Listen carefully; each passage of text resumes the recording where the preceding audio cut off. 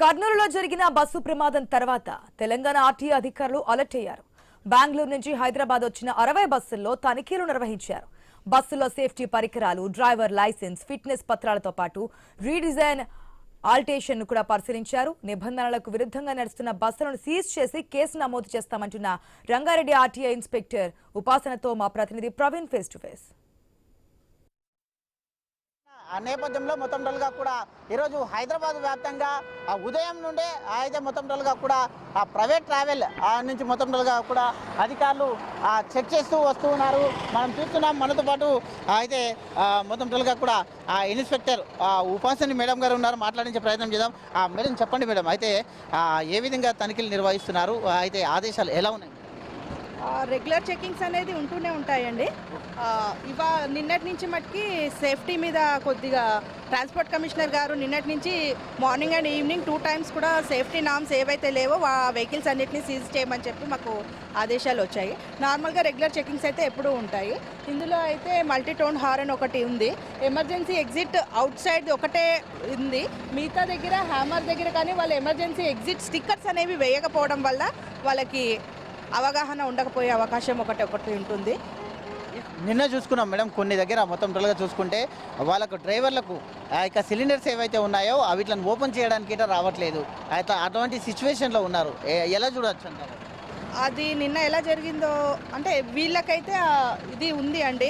వాళ్ళకి ఒక్కటి మేము చెప్పడం ఏంటంటే ఆ హ్యామర్ అనేది ఎక్కడ ఉంటుంది ఏంటి అనేది ప్యాసింజర్స్ అందరూ ఎక్కిన తర్వాత లాస్ట్ స్టాప్ మన బార్డర్ దగ్గర నుంచి ఎక్కడి నుంచి అయితే స్టార్ట్ అవుతుందో వెహికల్ హైదరాబాద్ దగ్గర నుంచి స్టార్ట్ లాస్ట్కి అందరు ప్యాసింజర్స్ ఎక్కిన తర్వాత వాళ్ళకి ఒక చిన్న అవగాహన కల్పించాలి అని చెప్పడం జరిగింది. ఏంటి అంటే అక్కడ ఏ హ్యామర్ ఎక్కడ ఉంటుంది, దాన్ని ఎక్కడ బ్రేక్ చేయాలి, అటువంటి పరిస్థితి ఒకవేళ అక్కడైతే కనుక ఎట్లా ఎగ్జిట్ చేయాలి, లేకపోతే ఎగ్జిట్ ఎక్కడైతే ఉంటుంది. ఇంకోటి ఎమర్జెన్సీ ఎగ్జిట్ స్టిక్కర్స్ వేయలేదు. ఒకవేళ స్టిక్కర్స్ వేసినా కూడా చదువుకొని వాళ్ళు ఎక్కే అవకాశం కూడా చాలా ఉంటుంది బస్సెస్ కాబట్టి. సో వాళ్ళకి కూడా చెప్పాలి అని చెప్పాము.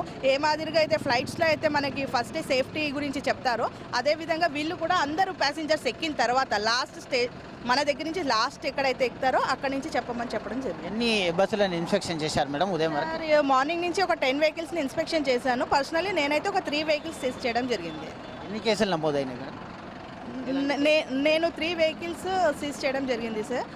3 వెహికల్స్లో ఒక వెహికల్ ఒక కాంట్రాక్ట్ క్యారేజ్ వచ్చేసి ఆల్టరేషన్ ఆఫ్ సీట్స్ ఉంది, అదొకటి చేశాము. మిగతా అయితే మల్టీ టోన్ హారన్, వాళ్ళు బ్యాటరీ హారన్ యూస్ చేయాల్సి ఉంటుంది, దానికి బదులుగా multi tone air horn use చేస్తున్నారు.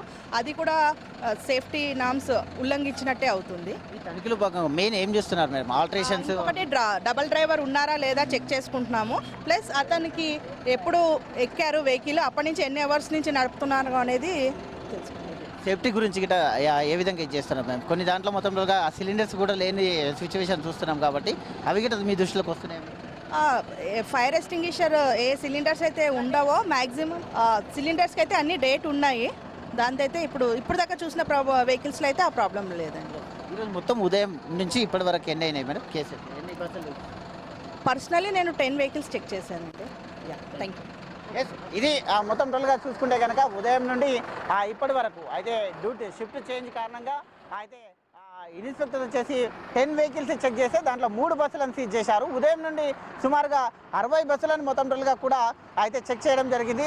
దాంట్లో ఇంకా అయితే ఈ మరి కాసేపట్లో మొత్తం టోల్గా కూడా దీన్ని ఎన్ని బస్సులు మొత్తం టోల్గా కూడా సీజ్ చేశామనే డీటెయిల్స్ అయితే